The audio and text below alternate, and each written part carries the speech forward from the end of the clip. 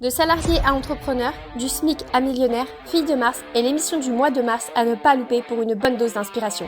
Du 1er au 31, retrouve une femme par jour qui nous dévoile qui elle est, son histoire et des conseils de folie qui vont te faire passer au niveau supérieur.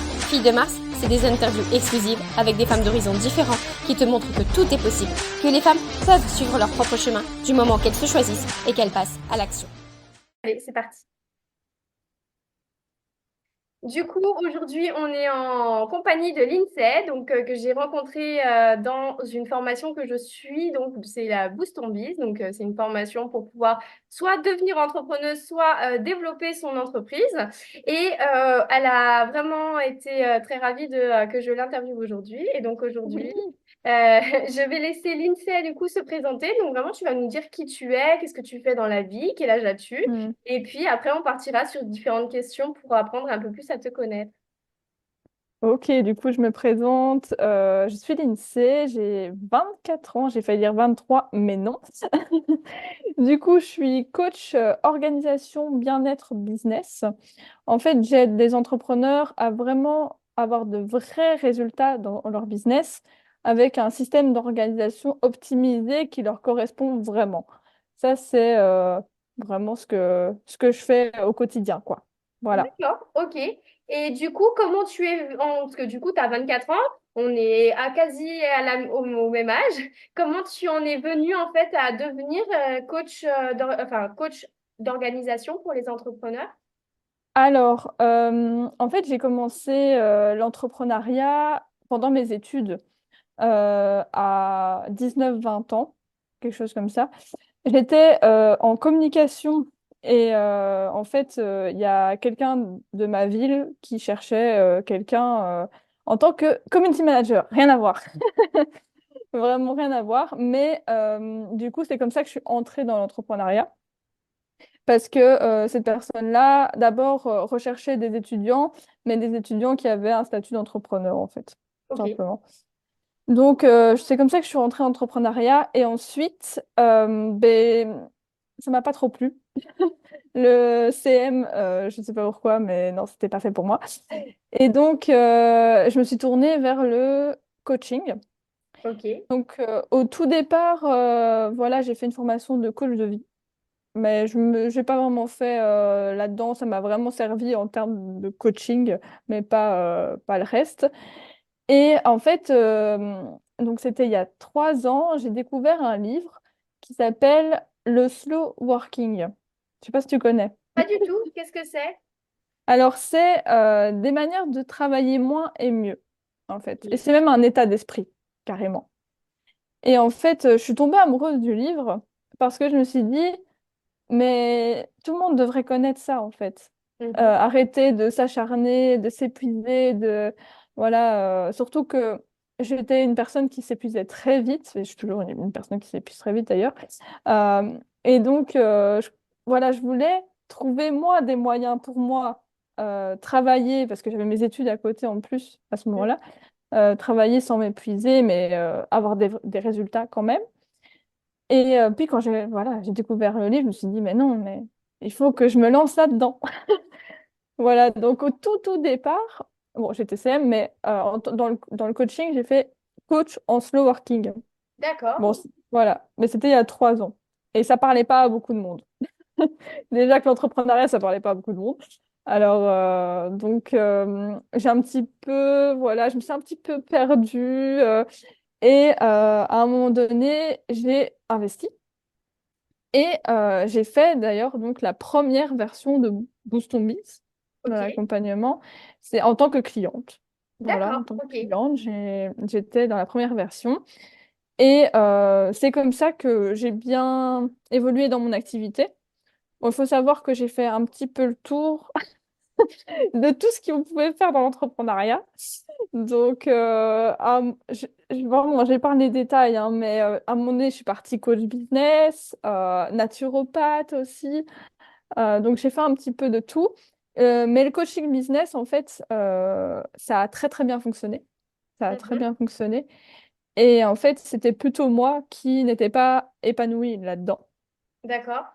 Voilà. Donc, voilà, j'ai testé beaucoup de choses pour revenir à la base, puisqu'au final, je suis revenue en tant que coach organisation, la première chose que j'ai fait euh, quand je me suis lancée dans le coaching, quoi. Voilà. Ok. Mais tout m'a servi. Tout ce que Oui, j'ai testé en soi m'a servi. Et je me suis maintenant, on peut dire que maintenant, je suis épanouie dans ce que je fais, alors qu'avant, il fallait bien que je teste certaines choses pour comprendre, en fait. d'accord, ok. Voilà. Tu disais que tu faisais des études? Tu faisais des études de quoi? De communication. De communication, ok, d'accord. Donc du coup, Mhm. aussi, voilà pourquoi tu es partie sur cette annonce de community manager. Voilà, c'est ça. C'était d'accord. Tu es toujours en études ou tu as terminé là? Ah oui, oui, j'ai terminé depuis 2 ans. C'est voilà, Et- j'ai fait le strict minimum et puis je suis partie parce que déjà terminer, ça a été dur parce que quand on a un business aussi qui commence à tourner, dis, pourquoi terminer ses études, etc. Mais bon, j'étais presque à la dernière année, j'avais pas grand-chose à faire. J'ai terminé pour dire c'est bon, c'est bouclé dans ma tête et voilà, c'est tout. Ok, d'accord. Et du coup, le fait que tu sois devenue entrepreneuse, donc au niveau des études, je ne sais pas si tu étais aidée de tes parents dans tes études, est-ce que ça les a pas dérangés que après tes études, tu ne te lances pas dans un travail dit normal, donc je dis normal entre guillemets. Mhm.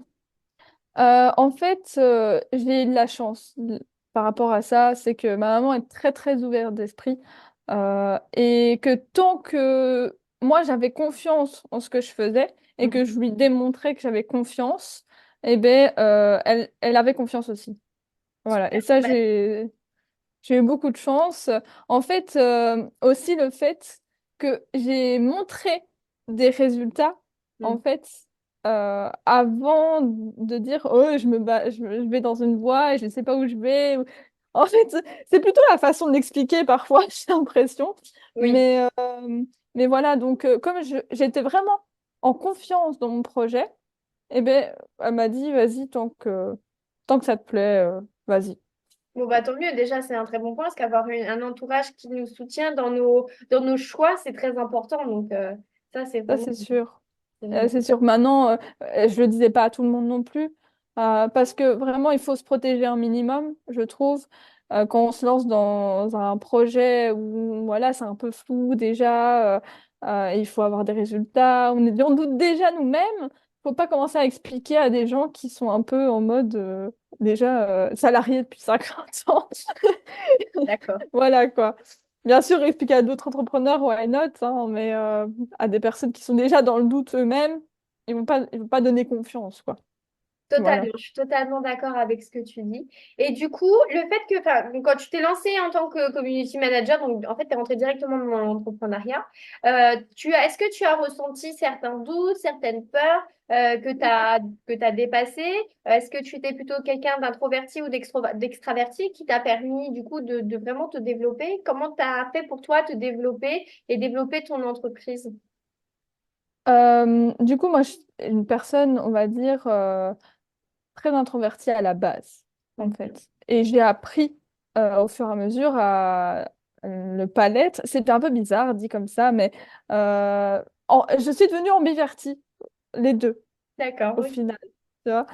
Et en fait, à la base, je pense que c'était surtout des peurs. Moi, j'avais beaucoup, beaucoup, beaucoup de peurs. Vraiment, c'était peur de mal faire, peur d'échouer, peur de... Quand tu débarques, en fait, je pense que la plupart des gens voilà, tu es confronté à beaucoup de peurs, il faut savoir les gérer. Et je pense qu'il faut simplement faire step by step, une peur à la fois, et de passer à l'action. Et moi, je le répéterai jamais assez, c'est surtout ça qui a fait que je suis passée à l'étape supérieure dans le business, c'est que j'avais mes peurs, j'étais consciente de mes peurs, mais je passais à l'action petit à petit sur ces peurs-là. Mm. Et c'est le mindset ce mindset-là m'a fait changer du tout au tout, parce que moi, j'étais une personne qui avait peur de téléphoner, j'avais peur de plein de choses. Parfois, je serais même pas sortie de chez moi, en fait, tellement j'avais peur de tout. Et j'ai vraiment eu ce mindset d'un moment donné, j'ai peur, j'y vais. J'ai D'accord. peur, j'y vais. Et encore maintenant, c'est-à-dire que, je sais pas, je conduire sous la neige, j'ai peur, j'y vais. Voilà. Parce que je- plus je serai flexible dans la peur, moi j'aurais peur. C'est pas plus simple. Ah, c'est C'est vrai. pas plus simple. Pas plus simple. Donc, s'il y a une route que j'aime pas, je la prends. Parce que je serai flexible. Au plus je suis flexible, moi, au mieux je me sens. Oui, je En fait, comprends. c'est élargir sa zone de confort, en fait, au final. D'accord. Donc, voilà. Et oui, très bon, très bonne mentalité parce que de toute façon, c'est souvent quand on dit, hein, une fois qu'on a peur, c'est en y allant que dans tous les cas, on verra la lumière au bout du tunnel. Hein. Et Donc, au final, ça, c'est pas grand-chose. Il y a et au souvent rien. final, Il y a souvent rien. c'est ça, exactement. À la fin, on se dit, mais en fait, c'était ça? Ah, ok, d'accord. Ça va, bon, je suis pas morte, quoi. Ok. Et du coup, Voilà. j'aime bien poser la question dans mes interviews, où est-ce que tu te vois dans 5 ans? Dans 5 ans, eh bien, je te promets que je ne sais pas. De 5 ans, je me vois où? C'est-à-dire que je suis pas très à long terme. Il y a certaines choses que je sais. Il y a certaines choses comme plus dans le perso, dans le voyage. Ça, je sais. Maintenant, au niveau du business, euh, je vis un peu au feeling. Mhm, Même si j'ai des objectifs, bien sûr, j'ai une vision rêvée de mon business, mais ça peut changer. mhm, Voilà. Donc, vision rêvée, bien sûr, j'ai un chiffre d'affaires rêvé, bien sûr, j'ai le max de travail que je vais faire dans une journée.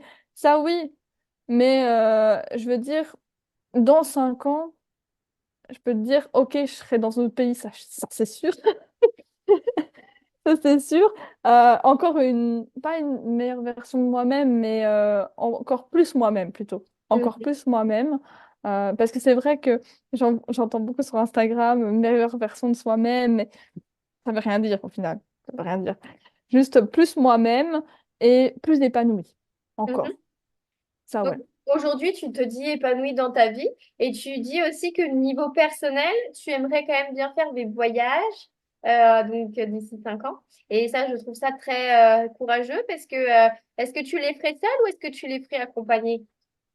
Non, je suis avec mon copain, hein, on va partout. Vous allez Mais ouais, à la base, je suis déjà très voyage. Depuis que je suis jeune, je veux voyager. partir. En fait, je suis partie l'année passée 1 an au Canada. Waouh! Voilà, bon, je suis belge à la base. Voilà, je suis belge. À la Donc, base, je suis partie au je suis Canada. belge. Voilà, je suis partie au Canada 1 an. Et franchement, c'est incroyable de découvrir de nouvelles cultures, de nouvelles personnes. Euh, et même de découvrir un nouveau pays, tout simplement, en fait. Donc, ça, c'est vraiment, j'adore ma vie. Du coup, tu suis tes rêves et tes envies ou tu fais quand même attention à ce que les autres peuvent te dire et peuvent penser? Plus maintenant. Plus maintenant. Maintenant, avant, bien, oui, avant, d'ailleurs, j'ai un peu terminé mes études parce que il y avait des gens derrière moi qui me disaient termine tes études. Il y a certaines choses qui arrivent encore que je fais pour rentrer dans le moule, Mhm. voilà. Mais pour ça, je ne laisse plus personne dire quoi que ce soit sur ma vie, dicter ma vie parce que on a trop une vie courte, en fait. Et on peut pas les laisser dire vas-y, fais ça, alors que c'est même pas leur vie à eux, quoi. On est totalement d'accord. C'est super ce que tu viens de dire. Merci beaucoup. Merci, merci beaucoup. Est-ce que tu pourrais donner aujourd'hui un conseil? Alors, je te demande un conseil. Après, si tu en as plusieurs, je ne vais pas te taper sur les doigts non plus, hein, mais un conseil aujourd'hui à celles qui nous écoutent, qui sont pas forcément confiance en elles, qui écoutent, qui sont en prise du regard des autres, qui ont peur du changement, qui ont peur de faire autre chose parce que ça peut être mal vu par la société. Quel conseil tu pourrais leur donner à ces femmes-là pour vraiment qu'elles passent à l'action et qu'elles puissent enfin vivre leur vie et être heureuses dans leur vie? Moi, ça sera un peu un conseil, euh, en fait, niveau organisation, je vais dire, entre guillemets, c'est-à-dire de faire un bilan un petit peu de leur vie et de voir à quel point ils ont donné aux autres ou qu'ils ont créé une vie qui leur correspond ou pas, en fait. Parce que souvent, c'est quand on a les faits devant nous qu'on a écrit la réalité, pas qu'il reste dans la tête en mode brouillon, en Mhm. fait. Quand on écrit la réalité, qu'on a des déclics, en fait. On se dit, par exemple, moi, j'écrivais tous les jours. Oui, Et quand j'ai commencé à écrire, j'ai compris à quel point ma vie était dictée par les autres, en fait.